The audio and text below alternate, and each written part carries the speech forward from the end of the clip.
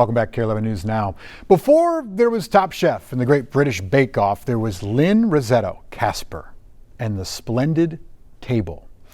Now Ken Erdahl reports everything from the St. Paul native's cookware to her cookbooks are being served up for auction.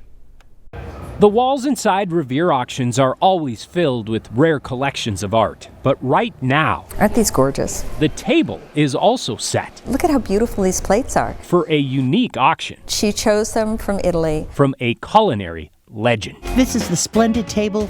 I'm Lynn Rossetto Kasper. The Splendid Collection features rare and one-of-a-kind items collected over the course of Lynn Rossetto Kasper's career as a chef, food writer, and host of the Splendid Table. This is the first knife I ever bought, and this is 46 years old and it's still going strong. Not only does the collection include that knife and other tools Lynn used to educate and inspire countless home cooks, it also offers a glimpse into her friendships. Hello, I'm Julia Child. With the biggest chefs in the world. Visiting from St. Paul, Minnesota, a wonderful writer and teacher of food, Lynn Rossetto Kasper.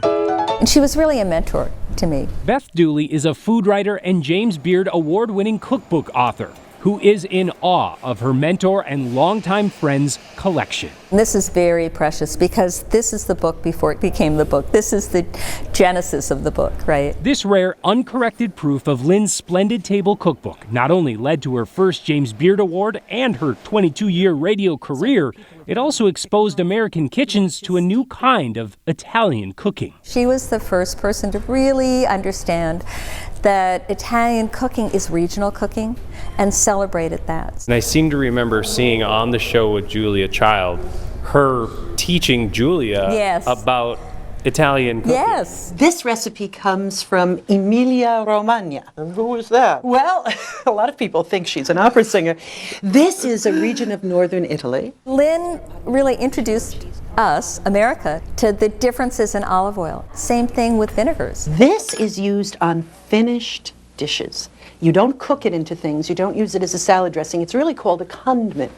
That's lovely. Lynn's love for the culinary world is also reflected in her cookware. And you can see the hand hammering coming out in it. She found this irresistible, and I think other people are going to be really excited about it too. Revere Auctions' Sean Blanchette says Lynn's own excitement can be seen in her collection of thousands of hand-notated cookbooks and throughout boxes of her personal archives. A lifetime of work and research on cooking and cooks. And if you're wondering why Lynn has decided to part with so much history while hers is still being written, he says the reason she gave is simple. She's in a period of thinking more about her legacy and downsizing, and so she's really eager to see these items actually pass back out into the world and then see other people enjoy them and tell their own story with them and explore them and food in general. That's something Beth Isn't that beautiful? and countless others will gladly do. I don't think there's a cook who's walking on this earth right now in the U.S. that wasn't touched somehow by Lynn's work. And that work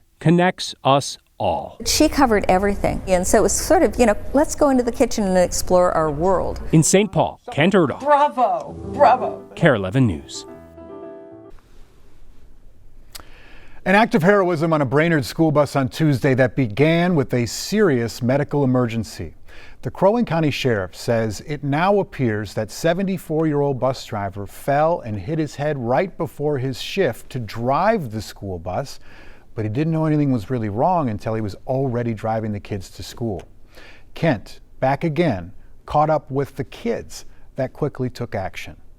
He's our hero, and nobody can replace you. Love for Brainerd bus driver Peter Lodermeyer was overflowing at Riverside Elementary Wednesday. Peter's been my favorite bus driver. But when fourth grader Lucy Marshall got on the bus Tuesday, she could tell something was wrong. I noticed that his ear was red and it looked like dry blood. And he kind of didn't see himself, Fellow fourth grader Cabe Story says he grew more concerned when the bus skipped just its second stop near the high school. And he just passed right by it. I was like, Peter, you missed the stop. And then he shook his head. Then he pulled over on this side road, and he opened the door and said, "This is somebody's stop." And I said, "No." And Lucy didn't stop. there. I got on the walkie-talkie and said bus 64 needs help because he wasn't acting right.